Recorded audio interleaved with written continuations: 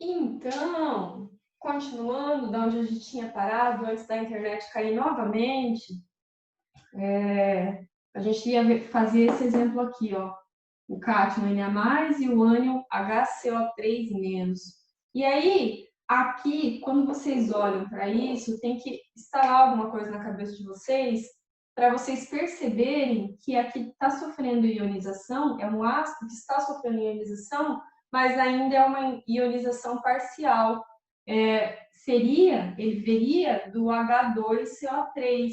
E aí ele já fez a primeira etapa de ionização, ou seja, ele virou HCO3- e liberou um H+.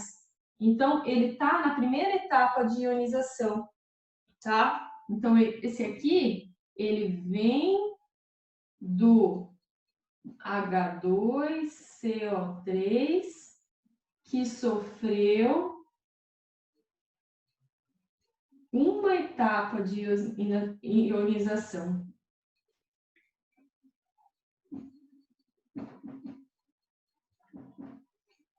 E vocês lembram como que dá nome para esses ânions que sofreram só uma etapa de ionização?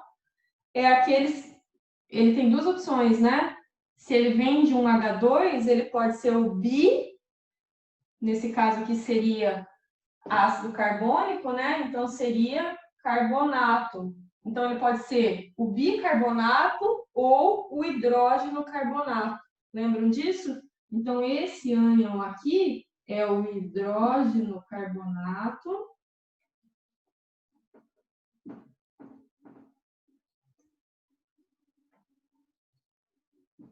ou o bicarbonato.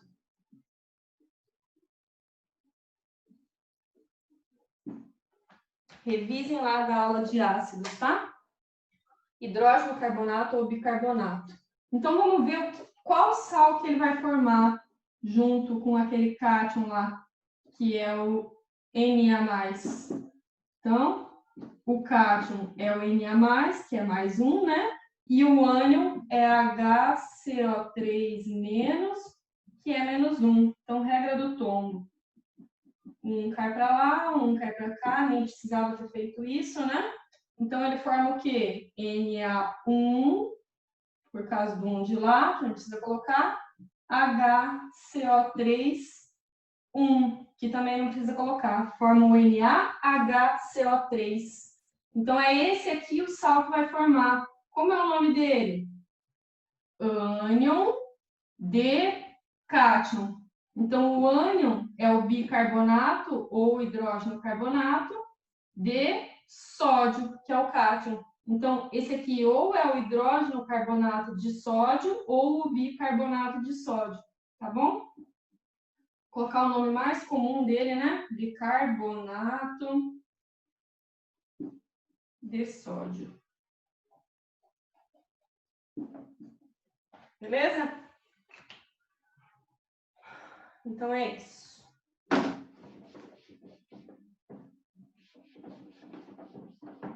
Vou fazer mais um exemplo para fixar bem, tá?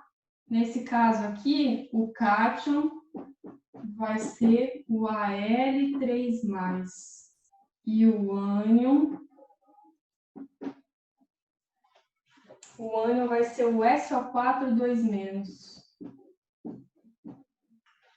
Daí, para você saber de onde ele vem, você tem que colocar um H do lado, né? Porque o ânion vem do ácido. Então, H+1 e o SO4 é 2-. Então, se o ânion vem do ácido, você coloca um H do lado, que daí você sabe de qual ácido ele veio. H+1. Então, faz a regra do tombo. Então, vai ficar qual? H2, que veio de lá, SO4, 1. H2SO4. Então, esse ânion aqui vem do H2SO4, que é o ácido sulfúrico. Vem do ácido sulfúrico.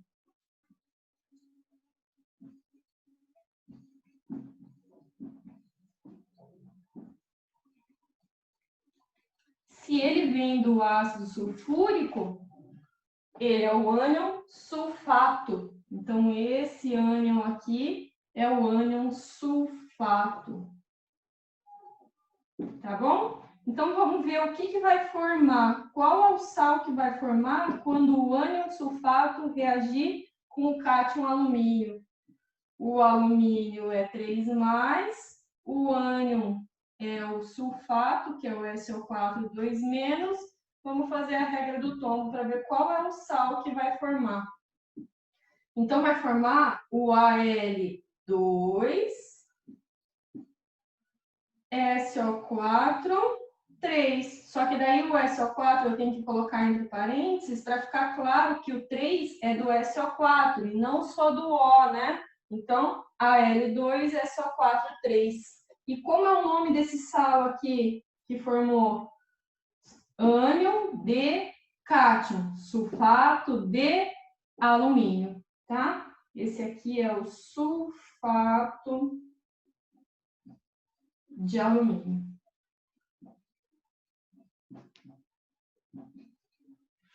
Tudo bem? Sulfato de alumínio. Acho que tá bom de exemplo, né? Então, vamos ver a continuação. Tem alguns compostos, sais, que se formam quando substitui um oxigênio por um enxofre. E aí você coloca til no nome. Então, por exemplo, H2SO4. Quando você substitui um desses oxigênios aqui por um enxofre, fica como H2, já tinha um enxofre, então mais um enxofre, S2, e aí um dos oxigênios foi substituído por enxofre, O3.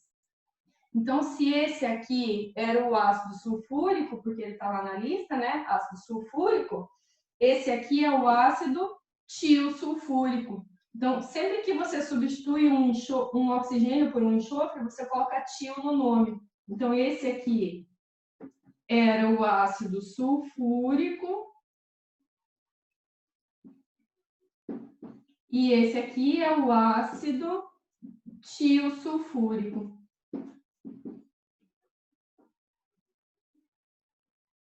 Tranquilo? Só tem que perceber, né? E aí, aqui vai formar qual ânion, quando isso aqui entrar em contato com a água?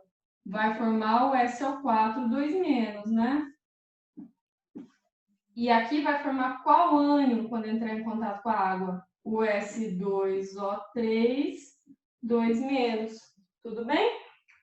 E como é o nome desses ânions aqui? Se esse aqui era o ácido sulfúrico, esse aqui é o ânion sulfato. Esse aqui é o sulfato. E esse aqui, se ele vem do ácido tiosulfúrico, o nome dele é ânion tiosulfato. Beleza? É isso aí.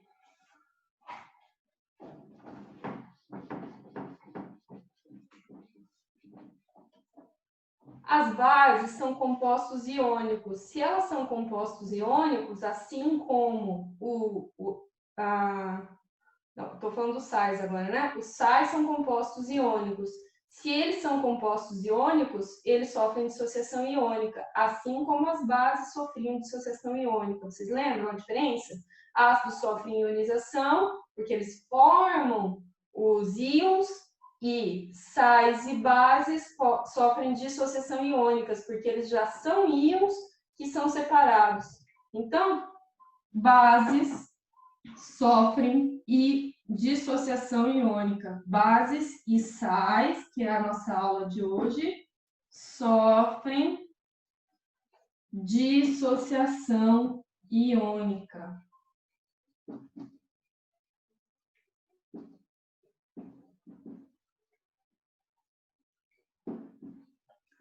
Beleza? E como que acontece isso? Por exemplo, eu tenho esse sal aqui, o mais comum de todos, NaCl. Ele separa, né? O Na fica positivo e o Cl fica negativo. Por quê? O Na era da família 1A. Então, quando ele junta com o Cl, que é da família 7A, é o cloro que quer receber elétrons. O Na que é do A, né? Então, quando eles se separam, o Na quer doar. Então, ele deixa o elétron dele, que fica com o cloro, fica com carga negativa, e o Na sai sem o elétron, então ele fica com carga positiva, tá? E isso aqui acontece na presença da água, é a dissociação iônica, tá? Por exemplo, brometo de cálcio. O que acontece quando ele sofre dissociação iônica, ou seja, entra em contato com a água?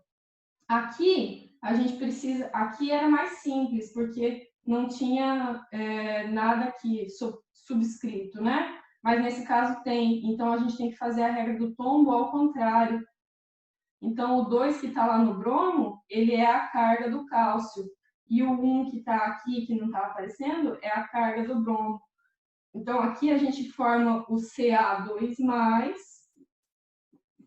porque o 2 que está lá embaixo é a carga do cálcio, e a gente forma também o Br-1, porque o 1 que está aqui embaixo é a carga do bromo, tá bom? Quantos bromo menos 1 a gente vai formar? Vocês estão vendo que tem 2 bromo aqui? Então, aqui a gente vai formar 2Br menos 1, tá bom? Então, isso é dissociação iônica. Em relação à força, é fácil.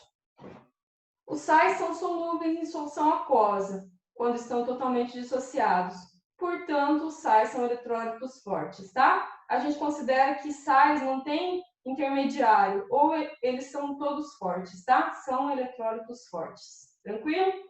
Agora chegou o grande problema dessa aula, que é a solubilidade. Porque, assim, nós temos uma regra geral, que é a regra que os sais com cátion da família 1A e o íon amônio, que é aquele NH4+, são solúveis. Tudo bem, essa é a regra geral. Então, por exemplo, se eu tenho cátion da família 1A, Na é da família 1A, né? NaCl. O Na, o cátion vem da família 1A, que é o Na+. Então, aqui é um sal solúvel, porque está na regra geral. Cátions da família 1A e o íon amônio são solúveis. Por exemplo, KCl, o K também é o cátion da família 1A. Então, esse aqui também é um sal solúvel. NH4Cl também está na regra geral, porque esse aqui é o íon amônio. Então, esse aqui também é um sal solúvel. Qual mais? LiCl. O lítio também está na família 1A, então ele também é solúvel. Esse sal aqui também é solúvel. Agora, o grande problema são as regras particulares, e elas são muitas.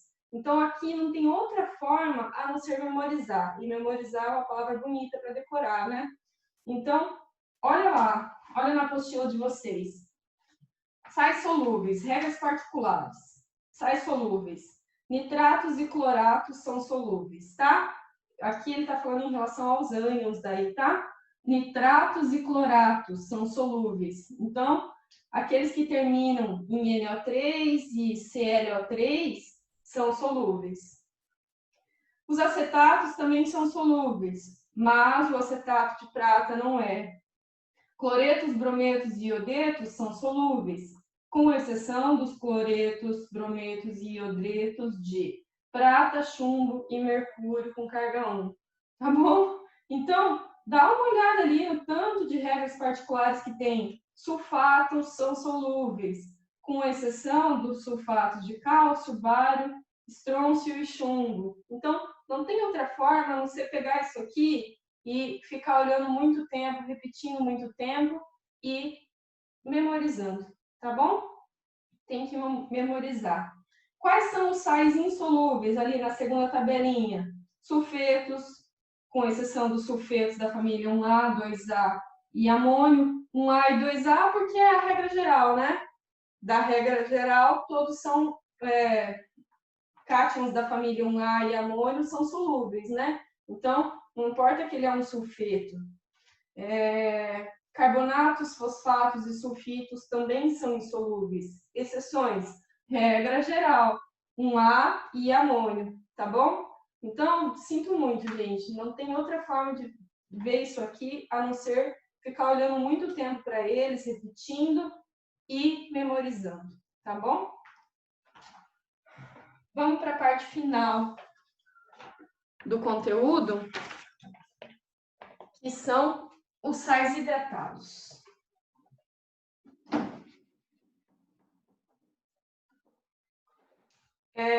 São aqueles que apresentam moléculas de água na sua estrutura. E essa água é conhecida como água de hidratação. Por exemplo, CaSO4 vezes 2H2O. Essa aqui é o sulfato de cálcio dihidratado. Esse é o sulfato de cálcio dihidratado, tá bom?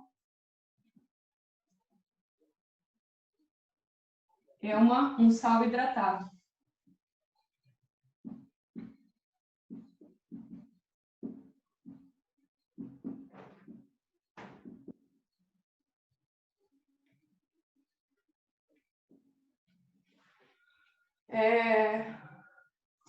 Aqui eu quero fazer uma coisa que é muito interessante com vocês, porque a gente sabe que o cálcio está na família 2A, né? Ele é um cátion de carga fixa. Ele é da família 2A, então ele é um cátion de carga fixa. Ele é o Ca2+. A gente sabe disso. Mas você está vendo que se ele fosse Ca2+, lá embaixo teria que ter um 2, né? O SO4 teria que ser 2. Aí que vem aquele negócio que eu falei da simplificação. Porque o ânion aqui é o SO4. E o SO4, ele vem do ácido sulfúrico. Então, qual que é a carga do SO4? Ó, carga do tombo. É o 2 do hidrogênio aqui, ó. O SO4 é 2-. E aí, como aqui é 2+ e aqui é 2-, eles acabam sendo simplificados. Então, o sal que vai formar é o CaSO4, porque aí você não faz a regra do tombo e coloca 2 lá e 2 aqui, você simplifica. Então, fica CaSO4, que é aquele sal lá de cima. E aí, ele é dihidratado, tá bom? Então, esse aqui é um daqueles que eu falei para vocês que tem que simplificar as cargas, tá bom? Esse aqui tem um nome comum. Esse aqui é o gesso, tá? Sulfato de cálcio dihidratado é o gesso. Tranquilo? Tem mais um exemplo que eu vou dar aqui para vocês, que é o CuSO4 vezes 5H2O. CuSO4 vezes 5H2O. Se vocês olharem, o cobre, ele é um cátion de carga variável, ele pode ter carga +1 e +2. Nesse caso aqui, já está bem na cara que é o cobre 2, né? Porque daí, para dar nome para o sal, você vai ter que saber a carga desse cobre aqui, porque ele é um cátion de carga variável, tá? Então, por que eu sei que a carga desse cobre aqui é +2? Porque a do SO4 é -2, né? A gente já sabe que o SO4 vem do ácido sulfúrico, que é o H2SO4, então o SO4 é 2-. Se ele não está aparecendo um 2 aqui no cobre, quer dizer que simplificou.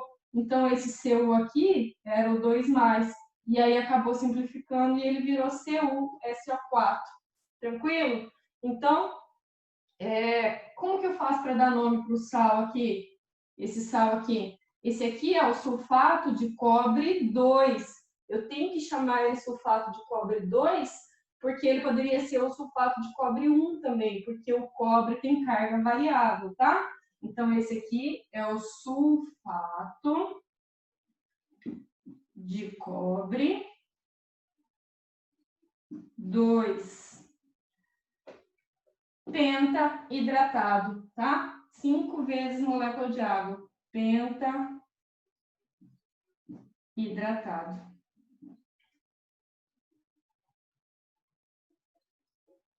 Tá bom? Tranquilo?